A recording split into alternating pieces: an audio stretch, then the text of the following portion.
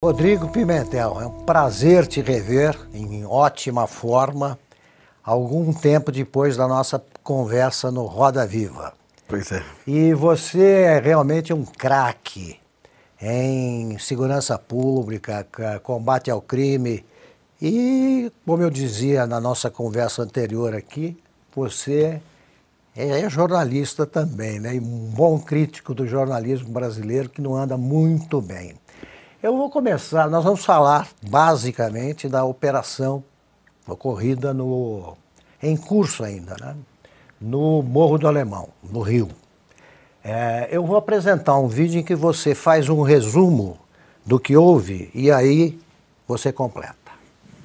Na noite do dia 27 de outubro, 70 bandidos do Comando Vermelho invadiram a favela da Quitanda, da facção rival, fizeram uma senhora de 60 anos de idade refém, depois ela foi executada, foi assassinada, e também mataram um jovem de 30 anos de idade que não tinha a menor relação com o tráfico. Sem nenhuma ironia, na opinião do ministro Lewandowski, essa ação não configura uma ação de terrorismo. E também sem ironia alguma, na opinião do presidente Lula, esses facínoras que mataram essa senhora de 60 anos de idade, na verdade, são as verdadeiras vítimas.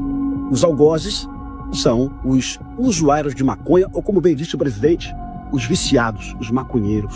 Possivelmente fosse mais fácil a gente combater os nossos viciados internamente. Os usuários são responsáveis pelos traficantes, que são, vítimas dos usuários também. Esse pensamento é perigoso, é irracional, o presidente desconhece que as facções hoje não buscam somente vender maconha e cocaína, buscam o domínio territorial para cobrar taxas e impor o terror. Hoje pela manhã, a Polícia Militar e a Polícia Civil incursionaram no Morro do Alemão para tentar prender os assassinos dessa senhora de 60 anos de idade. E os bandidos usaram drones lançando bombas em cima da polícia. Na opinião do Lewandowski, isso não é terrorismo. Os bandidos fecharam várias avenidas do Rio de Janeiro, usando ônibus e pelo menos 14 carros roubados.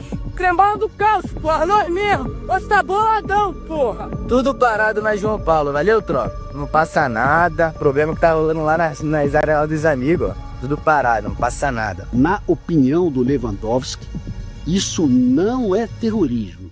Alguma coisa a acrescentar, Pimentel? Nada. Tá aí, tá. Tá dito tudo. É definitivo.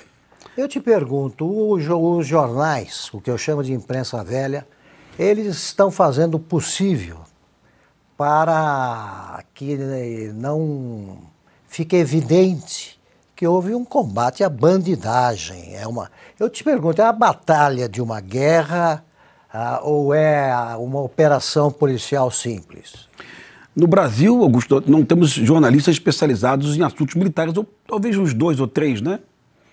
Mas se tivéssemos, eles pesquisariam, entenderiam o que é um conflito armado não internacional, CANI, que é uma guerra de longa duração, que dura mais de 20 anos, com ocupação territorial plena por um grupo militar com capacidade de combate de média intensidade, com pelo menos 400, 500 bandidos armados com fuzis, que dominam um território que impõe suas leis, onde o Estado não é soberano e que, eventualmente, tenta colocar o Estado de joelho, que não são civis. O nome disso são insurgentes, correto?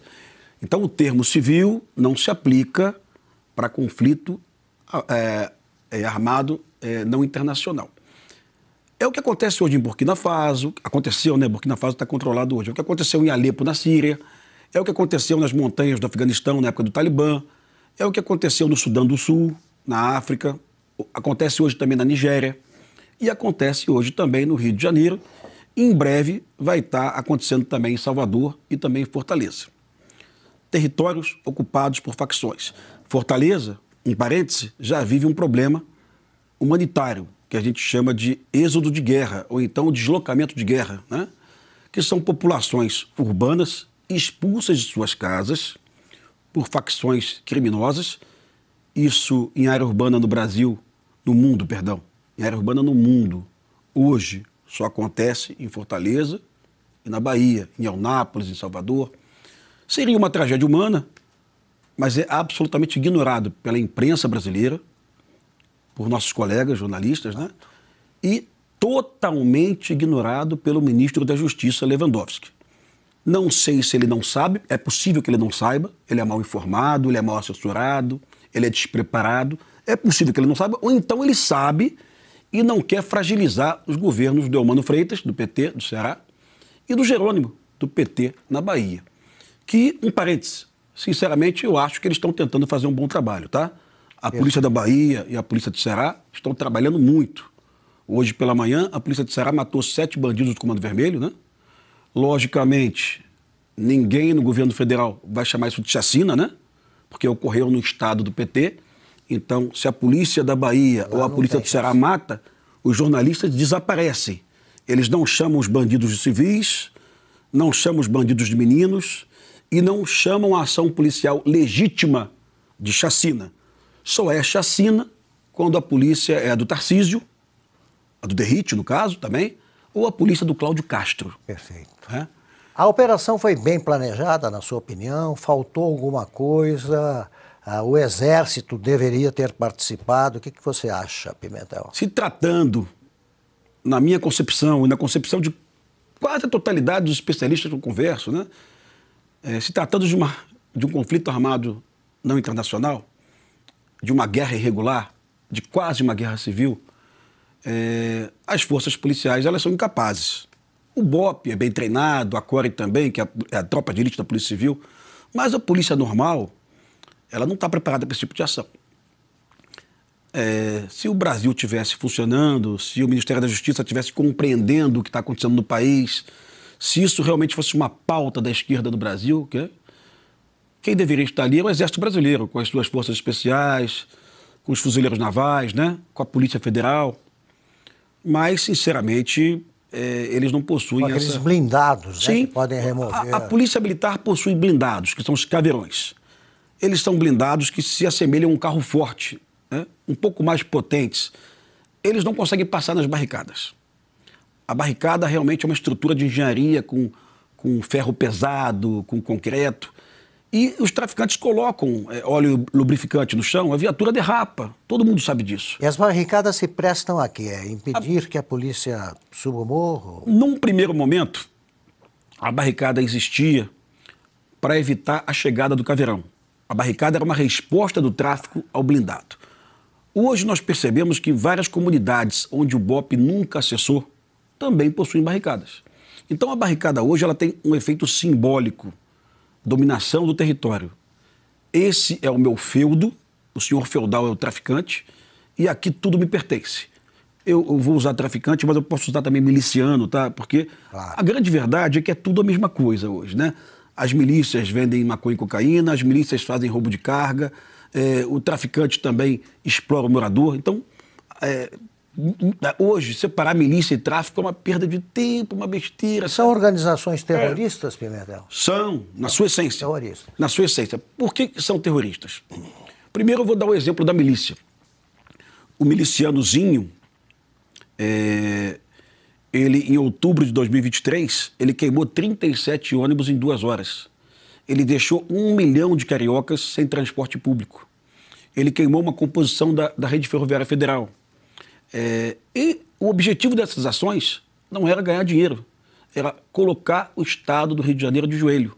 Era fazer com que o Estado mudasse de opinião. Um governador eleito pelo voto direto, no primeiro turno, o Cláudio Castro, deveria se amedrontar com as ações do Zinho, né? O Zinho foi preso pela Polícia Federal e também pela Polícia Civil do Rio de Janeiro, está no complexo penitenciário, né? E o Estado não se rendeu. Mas aquela ação do Zinho, que causou um dano no Rio de Janeiro, causou medo, pânico, terror em centenas de milhares de cariocas, aquilo é uma ação de terror em qualquer lugar do mundo. Eu vou lembrar também de uma ação do Comando Vermelho, 2002. As pessoas elas se esquecem disso. A governadora Benedita da Silva assumiu o Rio de Janeiro no dia 1º de abril de 2002. Eu não estou puxando o saco, não, é verdade. Eu tenho um apreço você por não ela. É disso. Eu tenho um apreço por ela. Ela foi a única governadora do Rio de Janeiro que não foi presa. Isso, para mim, já é algo... É uma façanha. É uma façanha. E a Benedita assumiu o governo do Estado, montou uma equipe boa. Ela colocou o secretário Roberto Aguiar como secretário de Segurança Pública, o coronel Braz como comandante da polícia, o delegado Zaqueu como chefe de Polícia Civil. Mas ela suportou um problema com o Comando Vermelho. O Comando Vermelho atacou escolas, foram 4 escolas atacadas, metralhadas, escolas municipais. O Comando Vermelho atacou o Palácio Guanabara, baleou, metralhou o Palácio Guanabara, coisa de guerra.